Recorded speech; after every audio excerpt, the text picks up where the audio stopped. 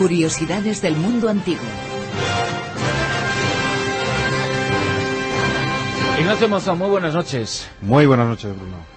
Tú podrías entrar dentro de lo que se dice del personaje que vamos a hablar esta noche, vamos a hablar esta madrugada contigo, de Aristófanes.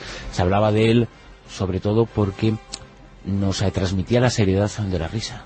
Pero sí, es un chico serio, pero bromista a la vez, ¿no? Sí, bueno, siempre a mí me dicen que soy un personaje, ¿no? Un personaje, siempre decimos eso, una persona. En este caso sí, estamos hablando de una persona, de todo un autor, que muchas veces yo creo que ha sido minusvalorado simplemente porque hacía reír, pero haciendo reír o diciendo las cosas con humor, señalaba cosas muy serias, sí. Desde muy luego, graves. ¿verdad? Es de esos, podemos pensar ahora, por ejemplo, en esta época, ¿no? En directores de cine o en actores que han utilizado el humor para hacer cosas y decir cosas muy serias. Muy serias. Estoy pensando en películas como, por ejemplo, La vida es bella o El gran dictador de Charlotte, ¿no? Fantástica. Sería un poquito eso, ¿no? Aristófanes habría jugado ese papel, pero hace más de 2000 años. Exacto, La vida de Brian, una de mis películas ejemplo. favoritas, Woody Allen. Sí, porque siempre uno se queda, parece que en los gags, en lo superficial. Pero es que se están haciendo críticas, es una manera de endulzar una crítica que normalmente sería amarga. Yo conozco católicos muy fervorosos que, sin embargo, La vida de Brian la consideran una película muy divertida y con esa dosis de crítica que a veces es muy sana para uno mismo. En el caso de Aristófanes, la verdad es que él sacó punta a todo y sobre todo en cuestiones políticas. Él fue como nuestro Mingote, nuestro Borges, nuestros muñecos del Guiñol que había antes, me acuerdo, o nuestro imitador del político de turno. Eso le causaría algún que otro problema en su época, seguro. Seguramente, lo que pasa que él vive en plena democracia ateniense. Él vive en una época, él nace en pleno imperio ateniense, sin embargo, cuando es joven ya empieza a ver cómo se descompone, cómo tiene tantas críticas. Y lo divertido de Aristófanes es que aunque critica personas específicas y personas del más alto nivel, pues parece que nadie le dio una paliza o no desapareció. No hay ninguna mención a que él recibiera un solo ataque, con lo cual nos está hablando muy bien de la aceptación de la sociedad ateniense a ese respecto. De todas formas, a él sí le tocó vivir una época en la que se advertía ya cierta decadencia y él es fruto de ese tiempo. Bueno, siempre se dice, todo tiempo pasado fue mejor. Claro, él lo que ve son corruptelas por parte de los políticos. Él también critica muchísimo a la gran masa ateniense. No es como estos políticos que dicen, no, los que nos equivocamos somos nosotros, pero el pueblo nunca. No, él también critica al pueblo, la estupidez de las mujeres, la estupidez de los terratenientes, la codicia de los agricultores que quieren que les den cualquier subvención, cualquier cosa. Se critica a los esclavos, critica a los sofistas. Él critica a la sociedad cuando se convierte en masa, en cierto modo, ¿no? Sí, exacto. Eso es, yo creo que una de las mejores definiciones que se puede hacer de Aristófanes. ¿Qué sabemos del personaje, de su nacimiento, de su familia, de su situación social, cultural? Pues supongo que los oyentes estarán cansados de decirlo. Y sí, será decepcionante, pero sabemos muy poquito. Y la mayor fuente de información de Aristófanes es el mismo Aristófanes. Afortunadamente... Por lo cual tendremos que creerle. Sí, tendremos que creerle porque, desde luego, no fue ni el inventor de la comedia ni el único.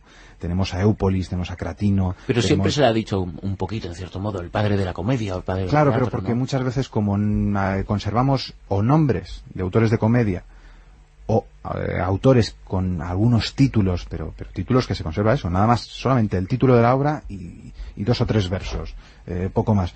Pues claro, como de él se han conservado 11 comedias enteras, 11 de las 40 que pudo hacer, pues de alguna manera se le ha considerado como el grande. Es verdad que tuvo muchísimo éxito en vida, pero sería muy divertido ver cómo le retrataban sus compañeros comediantes, los otros escritores de comedia, porque él se metía bastante con ellos, él no dejaba títere con cabeza. De todas formas es inmortal, porque fíjate, 2500 años después, ahora mismo en Madrid se está representando la Asamblea de las Mujeres.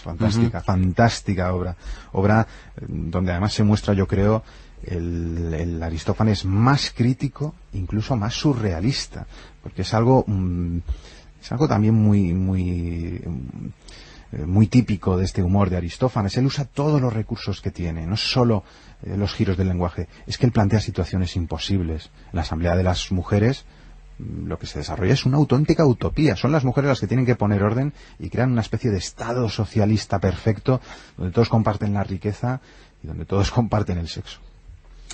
Y además de esta obra, ¿qué otras podemos citar de Aristófanes que hayan quedado para la historia? Podemos citar, pues claro, siempre es un poco subjetivo citar las que a uno le parecen mejores o peores. A mí, por ejemplo, esa, la Asamblea de las Mujeres, me parece excelente. Lisístrata. Lisístrata básicamente trata de una huelga sexual de las mujeres, tanto atenienses como espartanas, que quieren que termine la guerra entre las dos ciudades. Se encierran en sus respectivas acrópolis y juran no tener relaciones sexuales con los hombres, que los hombres, de hecho, se ve a lo largo de la obra como... Vamos, el bromuro lo necesitaban, pero en vena, directamente. Bueno, pues se quedaban los dos sin sexo, las mujeres y los hombres. Sí, bueno, pero parece ser ahí lo que quieren reflejar es que los hombres parece que lo necesitaban mucho más que las mujeres. Un tópico de esos, ¿no? Que es un tópico absolutamente, claro, contenido falso, pero es que él se metía también mucho con los tópicos, ¿no? Sí, es que él los usa. Es como cuando se habla de que los catalanes son tacaños. Yo, de hecho, creo que no conozco a un solo catalán que sea tacaño, y lo sabrá, pero yo, por ejemplo, no conozco a ninguno. ¿No? Pero bueno, ahí está el cliché, el tópico. Las mujeres es verdad que también las pone de vez en cuando muy obsesionadas con el sexo. A todos también les encanta el vino, la jarana. Muchos jovencitos que lo que quieren es ser más sabios que sus padres. Los esclavos que no quieren trabajar. Sí, él se ríe de todos esos clichés que muchos de ellos todavía conservamos. Estas obras están todavía muy vivas en ese sentido. El mundo que él refleja un poquito tiene grandes connotaciones y grandes similitudes con el actual. No ha cambiado tanto la sociedad. No. Tenemos ordenadores, tenemos iPhone, podemos hablar a través de la radio. Exacto. Pero lo que es la sociedad, su funcionamiento y sus tópicos siguen siendo muy parecidos, ¿no? Sí, yo no sé si es... hombre, a cualquiera nos emociona, ¿no? Esa cercanía, pero yo no sé si es descorazonador ver cómo hay tanto político corrupto, cómo hay tanto voto en caliente y hay tanta demagogia política, cómo algunas cosas, por lo menos desde esa óptica, parece que no han cambiado nada en 25 siglos.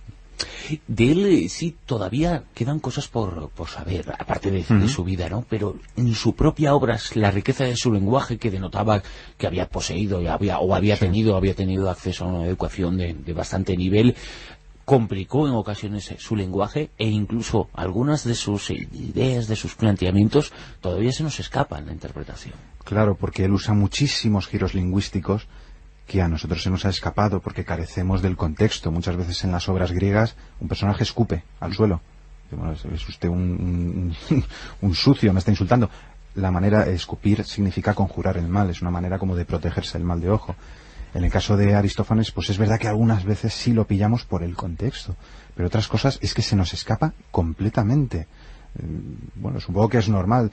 Lelutier, por ejemplo, es el grupo argentino, pues es enormemente gracioso para nosotros que somos castellano hablantes.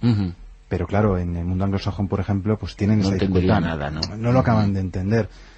Y a veces mejor que no lo entiendan, porque salen mal parados. Mejor, sí, ¿verdad?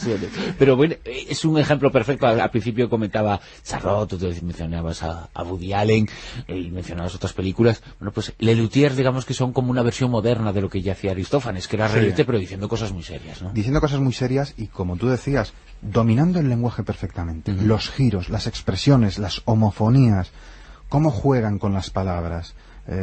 Como el famoso chiste de Lelutier, ¿no? Hay un señor, el capitán del barco pirata, tiene un loro en el hombro y su barco mide 50 metros de largo. Y el capitán dice, largo no, es lora. Y otro dice, bueno, he dicho loro generalizando, ¿no? ¿Cómo no dicen es lora? ¿Cómo pueden jugar con esas características del lenguaje? Y solo una persona que tenga unos conocimientos extraordinarios del lenguaje puede hacer eso. Solamente Calderón de la Barca podía escribir lo que escribía con el gran nivel que tenía de lengua. Es decir, ahora mismo sería un doctor honoris causa en filología, o sea, tendría que ser un cerebro, Cervantes, Quevedo. A Aristófanes le pasa lo mismo, es que Aristófanes en ese sentido es un genio. Y a Ignacio Monzón le pasa lo mismo, que es un doctor honoris causa en historia, y es, como siempre, el hombre que acerca a todos nuestros oyentes estas curiosidades del mundo antiguo. Esta noche, protagonista, Aristófanes. Muchas gracias, Ignacio. Muchas gracias a ti, Bruno. Chao.